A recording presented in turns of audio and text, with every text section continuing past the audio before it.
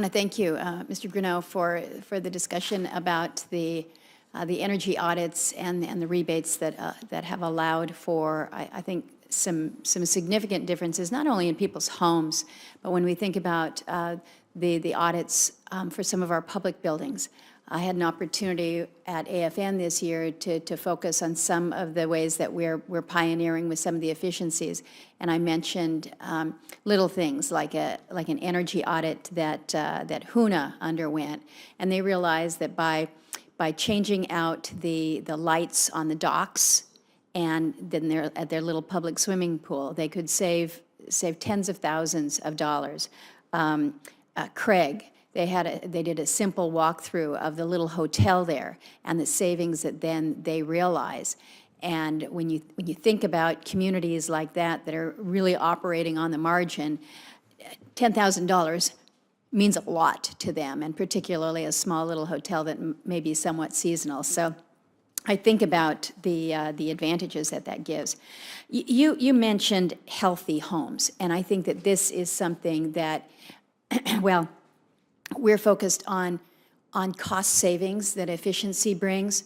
We've been talking a lot in this building this year about healthcare and healthcare costs and some of the drivers.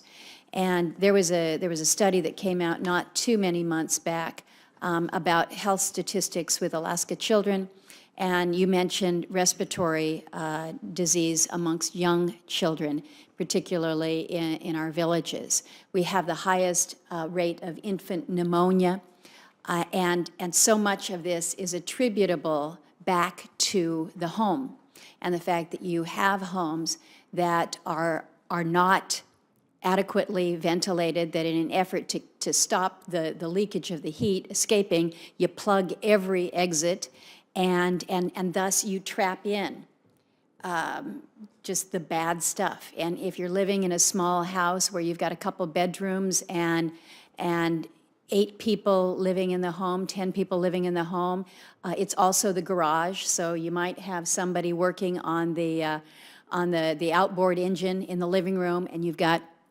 fumes that are coming off. It is a reality that we face that we don't think about.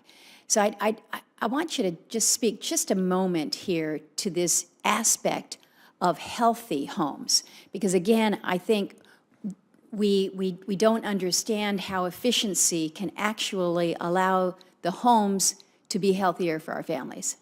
Well, thank you for the question, and I'd like to add to your example. It's not just energy efficiency, it's energy efficiency based on sound building science. So after the pipeline boom, a lot of the folks who came up here from the pipeline came from the Midwest, and they built houses like they knew in the Midwest, right? 2x4 type construction. And when the price of energy was inexpensive, it wasn't a big deal. But when the price of energy went up, then people started really feeling the crunch. And so people took the answer, kind of took matters into their own hands and would take maybe 1 or 2 inches of foam and put it on the outside of the house. Now, what happens now is that any moisture that's generated in the house no longer has an escape path. Now it's trapped in the walls, and so now you're generating mold, allowing mold to grow. It creates rot, and mold also inhibits our health. So there's that part. The ventilation thing is the ventilation and overcrowding is just a key issue that I think can be addressed when people understand the importance of ventilation, importance of these systems, importance of building properly, taking these energy retrofits properly. So the example you gave with regard to the plugging into the holes, I mean, if you're paying $8 a gallon for heating oil, you're going to save money any way you can. And so people feel cold air come in, and they're just going to plug it in, and they think that's what's helping them. What things that can happen, of course, is if someone turns on the dryer, now you're depressurizing the house. You can pull in exhaust gases from your boiler, and now you've got carbon monoxide issues. Now you end up, there's some headline about this family that ends up in the hospital or worse.